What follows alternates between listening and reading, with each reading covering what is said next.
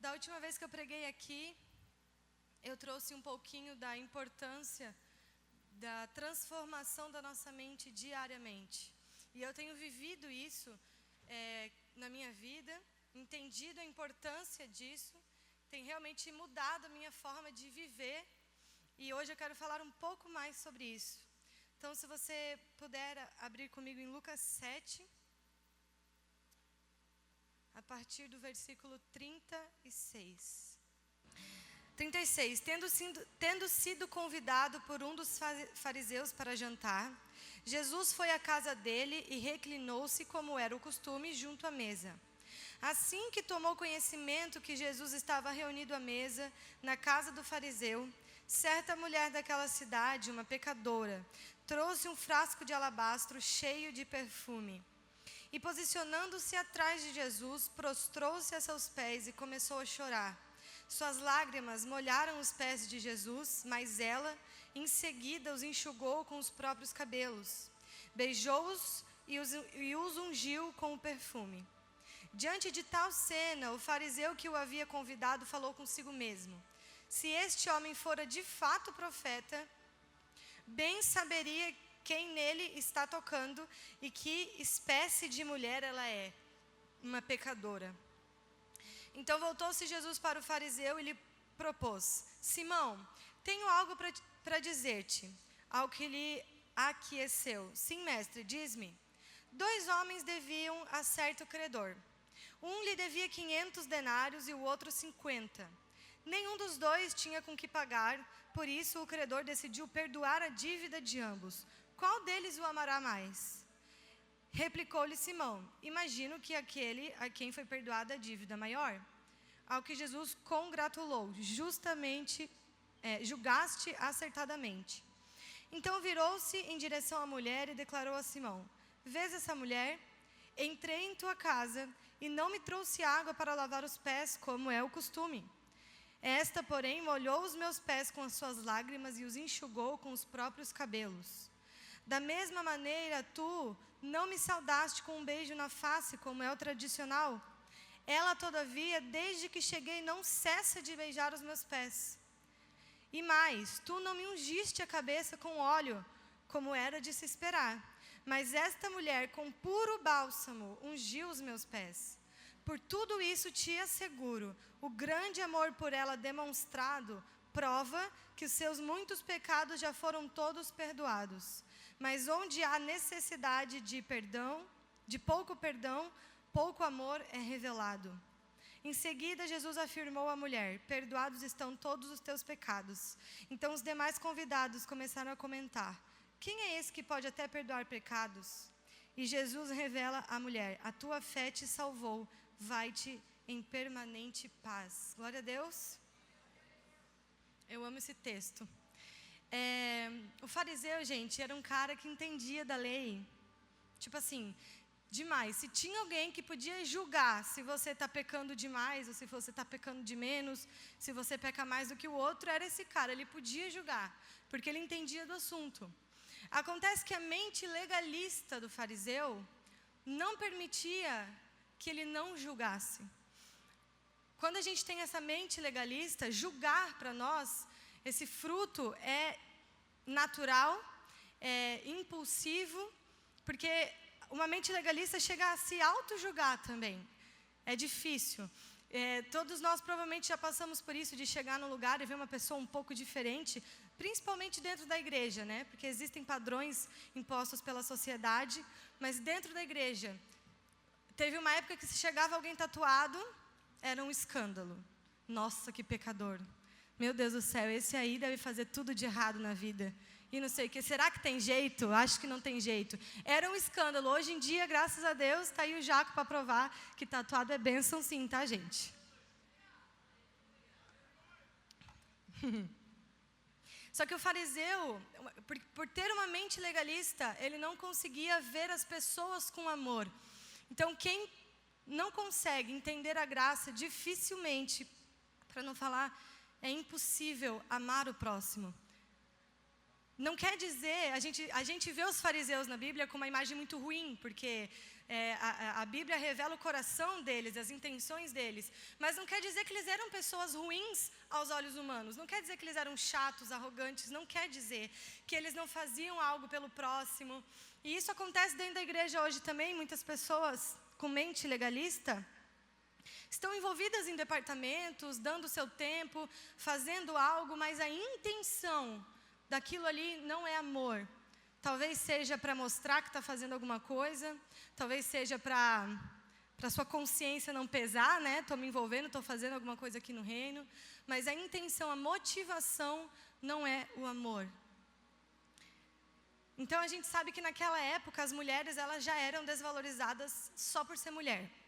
Então, se aquela mulher ela fosse perfeita, se ela nunca tivesse errado, se tipo assim, depois de Jesus ela era a pessoa mais santa da terra, ainda assim o fariseu iria se sentir melhor do que ela só por ela ser mulher. Então vocês pensem, ela era conhecida como a pecadora. Imagina o que essa mulher não passava, o jugo que tinha em cima dela. E naquele jantar, naquele momento, Jesus se encontrava entre dois extremos. Um homem que era considerado perfeito, santo na sociedade, aos olhos humanos, e uma mulher que era considerada, que tinha o título de pecadora, também aos olhos humanos. Só que Jesus, ele conseguia identificar quem eles realmente eram, o que realmente é a essência deles, através dos frutos que eram gerados através da vida deles. O fruto do fariseu era condenação, era julgamento, era apontar para os outros. E o fruto da pecadora era amor e arrependimento naquela noite. Então Jesus ele conseguia identificar as pessoas através dos seus frutos. Então a primeira coisa que eu tenho para te perguntar hoje, para te fazer pensar é: que fruto tem sido gerado através da sua vida? Quais frutos têm sido gerados através da sua vida? E muitas vezes, a maioria das vezes, os outros talvez não vejam. Como aqui nesse caso, o fariseu era um cara perfeito naquela sociedade, né? Tipo, sabia de tudo e tal. Mas no íntimo dele, o fruto não era esse. Olha o que diz lá em Tiago 3, do versículo 11 e 12. Não precisa abrir, que eu vou ler aqui rapidinho. Acaso pode sair água doce e água amarga da mesma fonte? Meus irmãos, pode uma figueira produzir azeitonas? Ou uma videira produzir figos? Da mesma forma, uma fonte de água salgada não pode produzir água doce. Uma mente legalista não pode fazer nada em amor, não pode fazer nada baseado no amor de Deus. Porque a lei, não existe amor na lei, ela não consegue gerar amor. Isso é triste. Mas uma mente da graça também não consegue fazer o contrário. Uma mente completamente transformada vai estar sempre gerando amor, vai estar sempre gerando, fluindo águas vivas de dentro dessa pessoa. Então nós precisamos ter uma mente transformada pela graça, amém? Todos nós passamos por esse processo quando a gente se converte. É importante a gente entender isso, que eu nunca conheci um caso de alguém que aceitou Jesus e no outro dia já estava entendendo perfeitamente a graça e estava tudo tranquilo. Por isso que a transformação da nossa mente é um processo diário. Independente do que os outros veem em você, ou até mesmo do que você vê de você mesmo, independente disso, o que realmente vai te falar em qual situação está a sua mente, se ela está mais para o lado da lei ou mais para o lado da graça, é o fruto que está sendo gerado através de você. É isso que vai dizer. E hoje nós vamos parar para analisar isso, porque eu não estou trazendo aqui à tona a questão de salvação, tá, queridos? Se você vai para o inferno ou não. Todos aqui já aceitaram Jesus?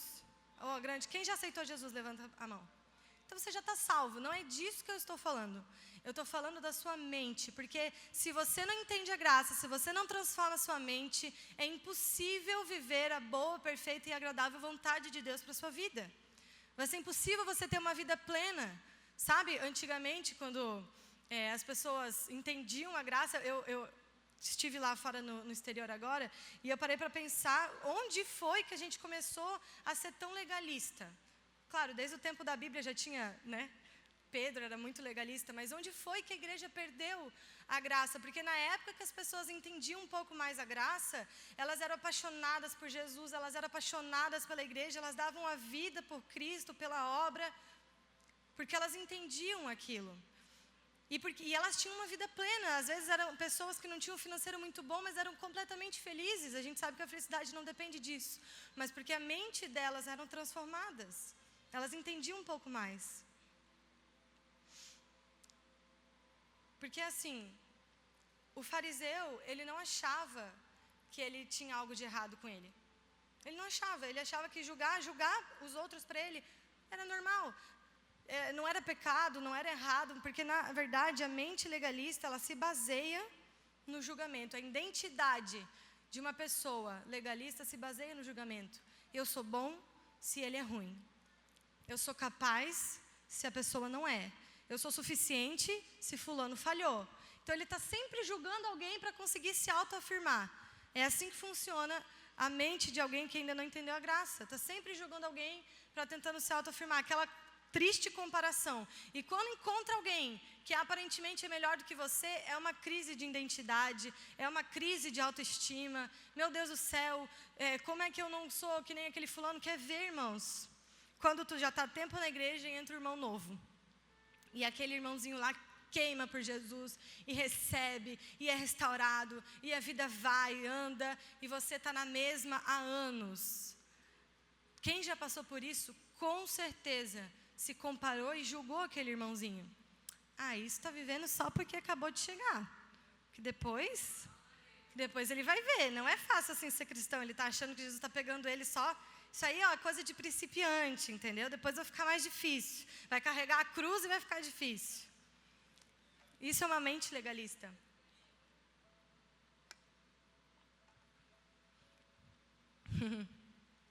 E por isso eu quero trazer uma outra reflexão. Eu vou trazer algumas reflexões hoje, porque a noite de hoje é para você analisar em que situação você está. Algo só pode mudar quando você sabe que precisa ser mudado. Então comece a se analisar. A outra questão que eu quero trazer é: quantas vezes você já não fez isso? Eu não digo que você talvez faça isso sempre, mas de se comparar com o outro, de julgar o outro, de basear a sua capacidade no que o outro faz ou deixa de fazer. Eu já vi várias vezes líderes, supervisores, que se sentiam tristes, porque o GC da outra supervisora, o GC da outra líder estava multiplicando e o dele não. Tipo, poxa, o que tem de errado comigo? Qual é o meu problema? Porque ele consegue multiplicar e eu não consigo. E daí aquele irmãozinho, tu fica com ranço dele, né? Que vem falar contigo. Meu GC está crescendo. Gente, somos um corpo. O GC é para facilitar aí o cuidado, mas a gente é um corpo só. Então a gente tem que ficar feliz quando outro GC multiplica, quando alguém vira supervisor, coordenador. Tem que ser feliz, isso são almas sendo ganhas. Mas daí tu fica com ranço daquele irmão. Que daí chega perto de ti aquela irmã, né? Chega perto de ti, hoje vem uma nova com a gente na atração, ela está pegando fogo, tá? Tu fica assim, glória a Deus, irmã, graças a Deus, aleluia, né? Por dentro tu tá tipo assim, meu Deus, uma hora isso aí vai acabar, isso aí deve ser temporário também. Isso aí, só alguma coisinha que aprenderam aí, logo acaba esse fogo todo. É desse jeito, irmão, desse jeito. Mas voltando para a história do fariseu e da mulher, o fariseu obviamente não fazia ideia com quem que ele estava falando, né? Porque se ele soubesse, ele nem pensava o que pensou. Ele não fazia ideia que o rapaz, o homem que estava ali na frente dele, ele veio cumprir a lei. O fariseu, ele entendia da lei, mas ele não cumpria a lei, queridos. Não achem vocês que ele cumpria. Ele falava que cumpria, mas ninguém consegue de fato cumprir. Só que ele não sabia que ele estava falando com alguém que veio para a terra para cumprir a lei, para que todo aquele que cresce nele não precisasse mais ser condenado pelo pecado, não precisasse mais morrer, mas teria vida eterna. A graça, isso é graça. Jesus é a representação física da graça. Jesus é a representação física da graça. Então, não quer dizer que a gente não tem que mais cumprir a lei, que a lei agora não existe mais, agora Jesus cumpriu, eu não preciso mais me preocupar com o pecado, porque, me respondam vocês, é legal matar alguém? É legal adulterar? Roubar? Meu, foi cada vez menos assim, né? Matar é muito sério, adulterar mais ou menos. Roubar, gente, né? Não, gente, tipo, é legal matar alguém? Não. Adulterar? Não. Roubar? Não, depende. Não, gente, pelo amor de Deus, não é legal. E é isso que a lei fala. A lei fala para a gente não fazer essas coisas. Então a lei, a palavra diz que a lei ela é boa, ela precisa ser cumprida. Mas a partir do momento que Jesus veio e cumpriu ela na risca, Jesus cumpriu a lei na risca. Meu Deus do céu, esse cara é muito demais. A gente não conhece nem 10 direito, tem 600 e poucas na Bíblia, ele cumpriu todas. Ele cumpriu na risca, para que agora, quando você crê nele, quando você transforma a sua mente, você cumpre a lei naturalmente. Você vai cumprir a lei sem esforço, sem obrigação, sem condenação. E se por um acaso você errar, você não cumprir, tudo bem, você não vai mais para o inferno por causa disso. Amém? Mas precisamos transformar as nossas mentes. Então, aqui eu quero começar a falar dessa mulher maravilhosa, eu amo ela demais, queria saber o nome dela. Devia ser Sara, com certeza, porque ela é incrível. Meu Deus, que mulher. Aquelas. Entendeu, gente? Eu estou transformando a minha mente, entendeu? Amor próprio, aquela coisa toda. Então, a gente não tem como ter certeza absoluta que essa mulher era uma prostituta. A Bíblia não fala isso. Tem várias teorias do porquê ela era uma prostituta. Os teólogos acreditam que ela era. Mas não tem como ter certeza. Independente da profissão dessa mulher, do que ela fazia, ela já tinha pelo menos ouvido falar de Jesus. Ela provavelmente já teria ido em algum encontro que ele estava pregando, já tinha visto alguma cura, alguma libertação. Com certeza ela já tinha ouvido falar do reino e de que ele podia perdoar pecados e transformar vidas. Pelo menos isso ela tinha ouvido. Mas o mais interessante é que não foi só ouvir, ela creu naquilo que ela ouviu. A gente não sabe como chegou nela aquela verdade. Se foi através de um testemunho vivo, se ela conhecia alguém que foi salvo, que foi transformado, se ela viu Jesus, a gente não sabe. O importante é que ela creu em Jesus, ela creu no que ele podia fazer. E mais para frente eu vou falar um pouco sobre as coisas que ela fez. Ela chorou, ela limpou os pés dele, mas eu acredito que aquele choro dela nos pés de Jesus pode também representar um alívio daquela mulher. Ela encontrou em Jesus o amor que ela estava procurando, porque para ela só tinha dedos apontados, só tinha acusação, só tinha julgamento, só tinha gente olhando estranho para ela. A mulherada naquela época, minha filha, devia odiar ela. Se ela era realmente uma prostituta, devia odiar ela não tinha amor na vida dela. E quando ela chorava aos pés de Jesus, eu senti, enquanto eu lia, um alívio por ela. Ela estava aliviando, porque ela encontrou alguém que podia amá-la. E ela creu nesse alguém. E eu sei que a gente lendo essa história, entendendo essa história, dessa mulher, principalmente, a gente lembra de pessoas no mundo, amigos seus, parentes, que ainda não conhecem Jesus e que a lei, que o pecado tem acusado, e enfim, que não sente aquele amor. Mas eu quero falar para você que essa noite Jesus, Deus está querendo falar com pessoas aqui que se sentem como essa mulher. E não tem problema você se sentir como ela. Só não pode continuar dessa forma. Jesus não quer que você continue se sentindo julgado dentro da igreja, acusado, que você continue se sentindo não amado na presença dele. Não é isso que ele tem para você. Essa mulher entendeu isso, e a gente vai ver mais para frente o que aconteceu com ela, mas de início, a vida dela eu sou acusada, eu sou julgada, eu não sou amada, eu não tenho valor. Ela era o tipo de mulher que parecia que não tinha mais solução para ela. Principalmente naquela sociedade, queridos, pensa comigo. Naquela sociedade, ela foi salva, mas a gente nunca vai saber se ela conseguiu resgatar ou restaurar a imagem dela. Então, aquela sociedade era ainda mais difícil. Então, quando ela soube que Jesus estaria na casa do fariseu, ela comprou um vaso caro e colocou um óleo perfumado caro dentro daquele vaso, porque ela queria dar o melhor dela, o o melhor que ela tinha para entregar para o Salvador aquela noite. Ela queria entregar tudo de bom que ela tinha. E se por um acaso ela tivesse comprado um vasinho de barro normal, com óleo que nem era perfumado, do mais barato que tivesse, vocês acham que Jesus ia se importar com isso? Sim ou não? Sim ou não, gente? Não. Mas ele não iria se importar se ele soubesse que aquilo ali foi movido por amor, que aquela atitude dela foi movida por amor. Se aquilo ali foi o melhor dela, o que é ser movido por amor? É entregar o seu melhor. Quando você ama alguém, você não se entrega mais ou menos. Quer ver quando está na adolescência? Nem é amor de verdade e tu já está lá, assim, né? Se entregando completamente. Perigoso, perigoso inclusive. Então assim, porque quando a gente ama de verdade, quando a gente é movido por amor, a gente dá o nosso melhor. E é isso que Jesus viu nessa mulher, é isso que importou para ele. Não importou o pecado, não importou a classe social dela, não importou, ele não se importou se aquilo era caro ou não, mas a intenção daquela mulher, do coração dela. E agora eu quero te fazer mais uma pergunta.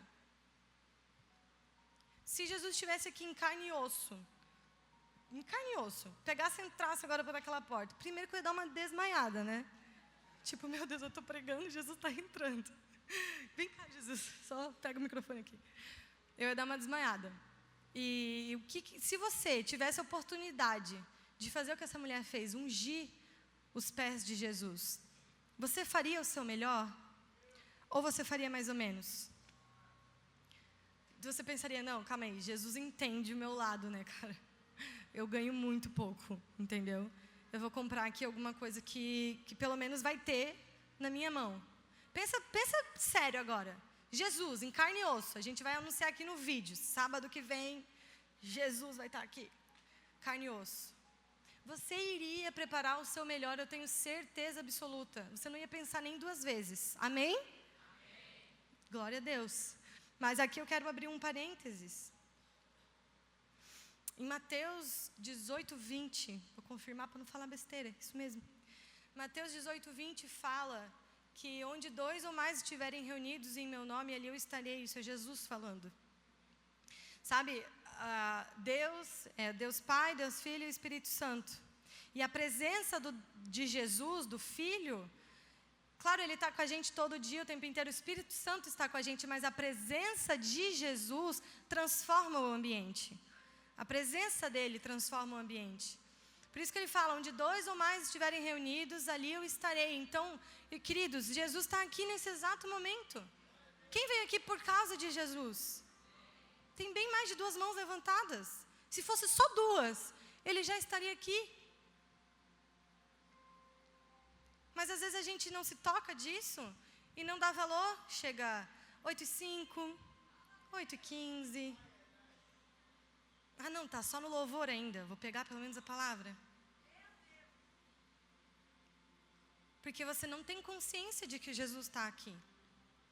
Ah, Sara, mas Ele não está em carne e osso, eu não vou encostar nele. Queridos, ai meu Deus do céu, o Espírito dEle está aqui, a presença dEle está aqui, o que pode te transformar, o que pode te tocar. Você pode sentir fisicamente o abraço de Jesus, mesmo que Ele não esteja aqui fisicamente. Mas você acredita que Ele está aqui? Porque às vezes a gente vem querendo algo mais, e daí vem aqui para frente. Eu tenho certeza que você já sentiu isso, com certeza. Eu estou fazendo um parênteses aqui, mas eu estou sentindo de falar. Que você chega aqui na frente, na hora do louvor, e você começa a chamar o Espírito Santo. Me toca, Espírito Santo. Quero sentir, eu quero uma nova experiência. E blá, blá, blá, e blá, blá, blá. E de repente, você nem se toca que Jesus pode estar aqui do teu lado. Não que você vai fazer alguma coisa, mas o fato de você não entender te impede de receber algo novo dEle.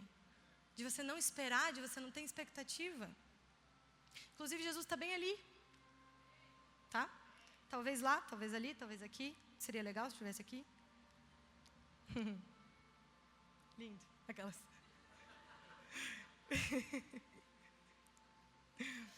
Ai, gente.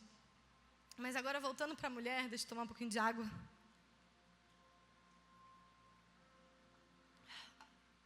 Voltando para a mulher, a Bíblia fala de algumas etapas que ela concluiu. Primeiro, ela chorou aos pés de Jesus. Depois, ela enxugou os pés de Jesus com cabelo. E, por último, ela ungiu os pés de Jesus. Então, o choro daquela mulher naquele momento estava representando o arrependimento dela. E aqui eu quero trazer um contexto histórico para vocês entenderem. Porque naquela época eles jantavam assim. Deixa eu ficar de lado. Então, Jesus, ele estava assim na mesa. E a mulher veio por trás, por isso que o pé dele estava aqui, ó, aparecendo, entendeu? Porque a gente fica meio assim, né? Pô, ele estava sentado, ela chegou a entrar atrás e foi ungindo um pé, parece que ela estava do lado. Não. Então, ela chegou por trás. Eu não sei nem como é que ficou essa situação, né? Jesus ali comendo de boa, de repente... Tá ligado? Aquele silêncio na mesa. Alguém vai fazer alguma coisa? Alguém vai tirá-la daqui? Jesus com certeza gostou, né? Mas eu fico pensando na situação, tipo, tudo bom. Enfim. Daí, aquela mulher, então ela teve que se prostrar para fazer aquilo. Ela teve que se prostrar para conseguir chorar aos pés de Jesus. Claro que não estava planejado chorar, porque se tivesse, ela tinha levado um pano para não lavar, para não limpar com o cabelo, né? Então não estava planejado chorar, mas ela chorou, ela se inclinou. E aquele choro ali estava representando o arrependimento daquela mulher. Ela estava deixando ali aos pés de Jesus toda a dor, toda a angústia, todo o pecado, todos os erros dela, todas as falhas dela, todo o julgamento que ela já tinha sofrido, ela estava deixando ali nos pés de Jesus. E, gente, essa versão que eu li não fala isso, mas a outra versão que eu tinha lido, Jesus fala que ela lavou os meus pés, limpou os meus pés com as lágrimas. Você já tentou limpar alguém com choro? Você tem que chorar muito para limpar alguma coisa com choro. Tipo, ou ela teria só molhado um pouquinho, se ela tivesse chorado um pouquinho. Ela chorou muito, a ponto de lavar os pés de Jesus com o choro dela. Aquela mulher estava se arrependendo naquele momento e deixando todos os erros, todas as falhas, todos os julgamentos, tudo que a sociedade impôs sobre ela, tudo que os outros esperavam que ela fosse, tudo que causava peso, ela deixou ali. O limpar os pés de Jesus com o cabelo representa que ela não iria deixar aquilo mais incomodar ela. Porque muitas vezes a gente chega na presença de Jesus, deixa os nossos pesos, as nossas angústias, as mentiras do diabo, a gente deixa ali, mas a gente não tira da nossa visão. A gente não tira da nossa vida. A gente não, tipo assim, ó, já deu já, agora sai de mim. Ela teve que tomar uma decisão, quem a mulher vai entender, limpar um pé sujo, porque naquela época eles usavam só sandália, e ele tinha vindo da rua de barro, de pó. Limpar um pé sujo com o teu cabelo, aquele momento ali era um momento muito espiritual para ela, mas não é assim tão fácil, não é assim tão... Calma aí, deixa eu só dar uma enxugadinha. Não é assim tão tranquilo. Mas ela teve que tomar uma decisão de tirar aquilo do meio do caminho, de não deixar mais aquilo atrapalhar, porque, queridos, você vai entregar os seus pesares nos pés de Jesus, mas o diabo vai te lembrar, ele vai trazer de volta o seu erro à sua memória, ele vai trazer de volta aquilo que te falaram e te magoou, ele vai trazer de volta a sua falha, ele vai trazer de volta as mentiras, ele não vai ficar tranquilo, poxa, agora entregou nos pés de Jesus, agora já era. Não. Então, a decisão de transformar a sua mente, isso é transformação da mente. A decisão de não deixar as coisas te abalarem mais é completamente sua. Completamente sua. E era isso que a mulher estava fazendo naquele momento. Pode vir um líder, pode vir um supervisor, um coordenador, um ombro, seja lá quem for, tentar desmentir as coisas, mas a decisão é sua de deixar de acreditar. A decisão é sua de mudar o seu pensamento. A mulherada aqui com certeza já passou por isso, de você não estar se achando bonita aquele dia, ou aquele mês, ou aquele ano, ou aquela vida. E daí, triste, gente, triste. E daí alguém chega e fala pra você, você tá tão linda hoje. Eu sou daquelas que não sabe aceitar elogio, né? Eu fico, cala a boca, olha o meu cabelo, o que tu tá falando? Em vez de falar, tipo, ai, obrigada. Nem acredito, mas pelo menos agradecer, né? Não, sou bem péssima. Não me elogiem muito, gente, aquelas. Posso dar um corte em vocês. Mas A decisão é minha, a decisão é sua de mudar a sua mente. E quando ela ungiu os pés de Jesus, deixa eu só me encontrar aqui, gente. Amém. E por último, ela ungiu os pés de Jesus. Unção na Bíblia, ungir, representava reconhecer a autoridade, reconhecer chamado, né? Reconhecer a posição. Tem vários casos disso na Bíblia. E quando ela estava lá, já tinha se arrependido, deixado tudo aos pés de Jesus, já tinha tirado tudo do caminho, tipo assim, agora você não tem mais poder sobre mim, sobre a minha mente. Ela reconheceu que Jesus era o Senhor e Salvador da vida dela. Ela reconheceu que Ele era o único digno daquela honra. Foi isso, Jesus, a Bíblia registrou para nós o momento de conversão daquela mulher. Foi isso que aconteceu ali. Primeiro se arrependeu, depois ela tirou aquelas mentiras, aquelas coisas da vida dela. E daí ela reconheceu o senhorio de Jesus sobre ela. E claro que o fato dela ter comprado o vaso e dela ter colocado um óleo caro dentro, já demonstrava que ela tinha crido em Jesus. Mas aquela demonstração de ter que se abaixar e de fazer tudo aquilo, no meio de gente que estava julgando ela, aquilo ali só faz quem realmente crê.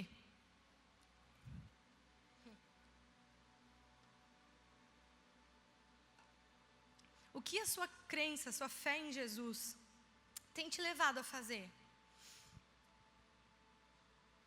Porque se você crê realmente em Jesus, não na sua capacidade, não no seu poder, em Jesus, você vai manifestar Jesus.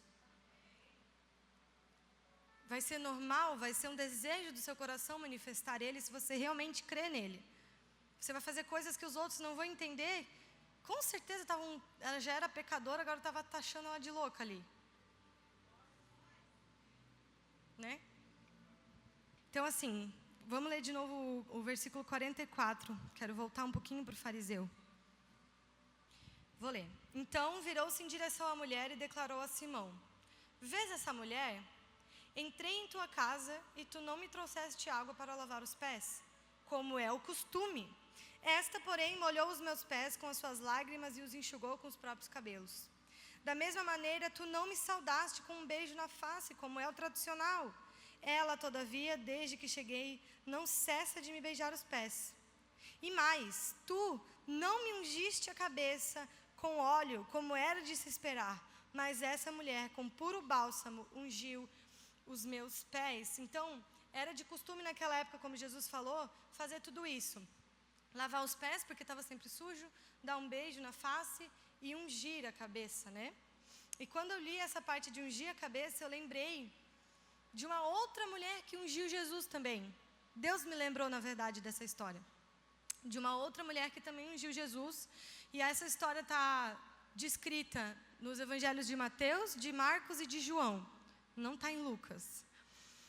E é a história, eu quero ler com vocês, para vocês entenderem melhor. Abre lá em Mateus, no capítulo 26. Mateus 26, 6. E aconteceu que, estando Jesus em Betânia, na casa de Simão, o leproso, chegou próximo dele uma mulher portando um frasco de alabastro, repleto de perfume caríssimo, e lhe derramou sobre a cabeça, enquanto ele estava reclinado à mesa, daquela mesma forma que eu demonstrei antes. Diante daquela cena, os discípulos se indignaram e comentaram: por que este desperdício? Por quanto esse perfume poderia ser vendido por alto preço e o dinheiro dado aos pobres? Percebendo isso, Jesus repreendeu-os: por que molestais essa mulher? Ela praticou uma boa ação para comigo. Pois quanto aos pobres, sempre os tendes convosco, mas a mim nem sempre me tereis. Ao derramar sobre o meu corpo esse bálsamo, ela o fez como que preparando-me para o sepultamento. Com toda certeza vos afirmo, em todos os lugares do mundo onde esse evangelho for pregado, igualmente será contado o que essa mulher realizou como um memorial a ela. Glória a Deus. Então, lá em João, eu não vou ler com vocês, em João 12, que conta relato dessa mesma história, João conta com um pouco mais de detalhe. E ele nos fala que essa mulher é a Maria, irmão de Lázaro. Vocês lembram de Marta e Maria? Que Maria, ela escolheu sentar e aprender de Jesus, enquanto Marta escolheu trabalhar e trabalhar para Jesus, né, para agradar Jesus. Então a gente já tem um relato, a gente já tem uma ideia de que Maria, ela tinha intimidade com Jesus. Ela entendia Jesus, ela tinha ouvido Jesus, com certeza Maria já tinha entendido que ele perdoava pecados, com certeza ela já tinha entendido que ela seria salva, ou que ela já estava salva, depende do ponto de vista. Com certeza ela já tinha entendido que a morte de Jesus, que ele iria sofrer, que iria acontecer, era necessária para que o plano maior de Deus se concretizasse. Ela creu em Jesus e ela entendeu aquilo, mas ela não ficou simplesmente por isso. Ela sabia que Jesus precisava morrer, aqui faltava 2 dias para ele morrer, mas ela não quis ficar simplesmente por isso. Ela resolveu fazer parte do propósito, ela resolveu colaborar com o propósito de Deus para a humanidade. Fazendo o quê?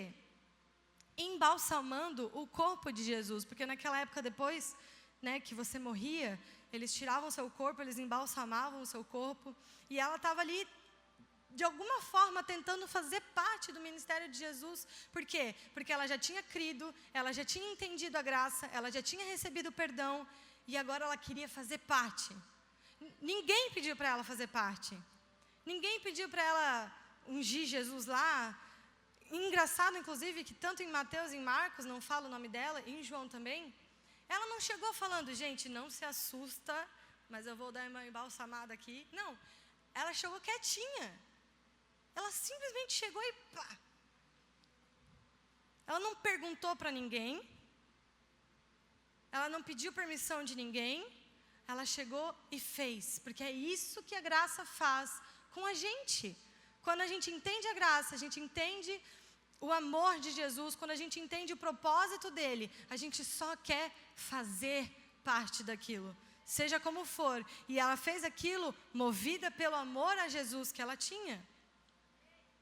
Então, quando Jesus estava cobrando do fariseu, que ele não tinha feito nem o que era esperado, que era o comum, Jesus estava falando mais ou menos assim com ele: escuta aqui, ô Simão, tu não é o santão da história?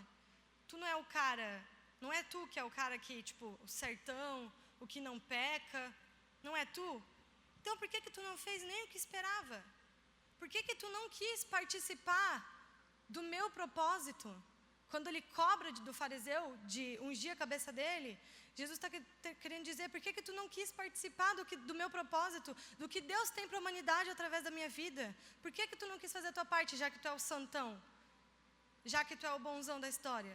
Agora, essa pecadora aqui, pelo menos sabe a situação que ela está, e sabe que ela precisa de mim para salvar a vida dela.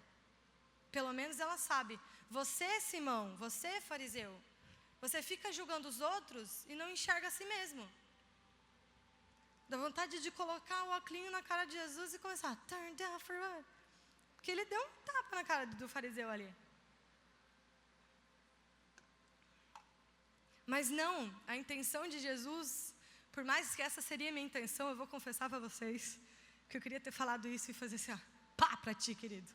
Mas não, a intenção de Jesus não foi essa. A intenção de Jesus era, quem sabe, mostrar para aquele fariseu a situação que ele estava, a tempo dele se arrepender e ser salvo. A intenção de Jesus sempre foi em amor, por amor. E ele queria que aquele fariseu fosse salvo também. E quando ele mostrou para o fariseu, deu na cara dele, tipo assim, ó, tu que está errado e ela está certa, aquilo provavelmente ou deixou o fariseu com raiva, ou quebrou o mundo dele, porque o fariseu, ele entendia muito de lei, tudo para ele era lei, tudo que ele queria, ele vivia julgando, tudo era lei. O orgulho dele era entender da lei, para aquele fariseu. E Jesus chegou e falou assim, ó, que se exploda a lei, meu querido, eu já cumpri, eu vou cumprir ela agora, daqui a pouquinho, vou cumprir a lei. Mas e o teu coração? E a tua intenção? E a tua salvação? Onde que fica nisso tudo? Porque a lei não te salva. Jesus estava tentando salvar aquele homem.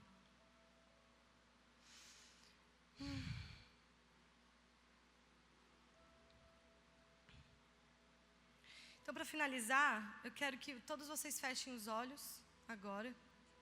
Inclusive, quem estiver ouvindo a gente por alguma rede social, YouTube, podcast, feche os olhos agora se puder. E eu quero falar duas situações que nós encontramos aqui.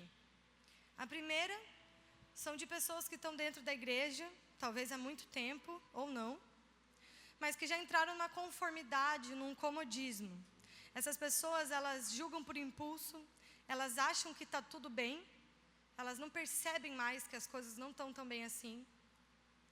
É o tipo de pessoa que se incomoda quando vê aquele irmãozinho, aquela irmãzinha que não gosta, sendo tocado por Deus. Mas como que pode Deus estar falando com ciclana, com fulano? E por aí vai. Que se cobra demais também, mas no fim sente que nem está se cobrando tanto assim. É aquela pessoa que o amor pelas almas já se esfriou, que já entrou no automático. A segunda pessoa, o segundo tipo, é aquela que reconhece que precisa mudar logo de vida, que não aguenta mais se sentir julgada, apontada, acusada, que não aguenta mais fingir que está tudo bem, que esse sentimento faz parte da vida, mas que no fim do dia chora antes de dormir, que não entende por que a sua vida não está bem, sendo que você tem Jesus, o que está de errado. Aquela pessoa que aos olhos humanos não tem mais jeito, não tem mais saída, não tem mais solução, que não se sente capaz, que não se sente o suficiente, e que aos olhos do humano talvez realmente não seja. E também existe um terceiro tipo de pessoa que está no meio disso aí, que já foi completamente conformidado, que já estava completamente de boa, mas hoje se cobra demais, hoje parece que não é capaz, está sempre numa montanha russa, às vezes está bem, às vezes não está, e no fim sabe que não está nada bem. Independente do tipo de pessoa que você for, essa noite, vou fazer uma oração muito rápida agora. Então eu quero que você se concentre, que você abra sua mente para que o Espírito possa falar com você, todos vocês. Espírito de Deus, eu te peço nesse momento que o Senhor venha trazer às nossas mentes em qual situação nós nos encontramos, Pai. Nós sabemos que o Teu amor já nos encontrou, já nos alcançou. Nós sabemos que já somos salvos, que o Teu amor realmente nos tirou das trevas, Papai, nos livrou do inferno, Deus. Nós cremos nisso, Jesus, mas a nossa mente ainda está condicionada à lei, às regras, à obrigação, ao jugo. Espírito Santo, mostra para cada um de nós essa noite o que precisamos mudar, em qual área ainda precisamos mudar. Mostra em qual situação a nossa mente se encontra, Jesus. Não ore, só espere, Ele vai falar com você. Talvez Ele te mostre uma imagem, talvez você sinta um cheiro, talvez você lembre de uma palavra, mas você vai entender. Você precisa levar nessa noite, independente da resposta que o Espírito Santo está te dando, que você precisa ter intimidade com Jesus, para que a sua mente possa ser transformada. Não importa quantas vezes eu venho aqui em cima falar que você é importante, que você é capaz, que Jesus te ama, que seus pecados foram perdoados. Se Jesus não falar isso diretamente para você, e é o que Ele mais quer, inclusive hoje, porque Ele está aqui. Então, transforme a sua mente.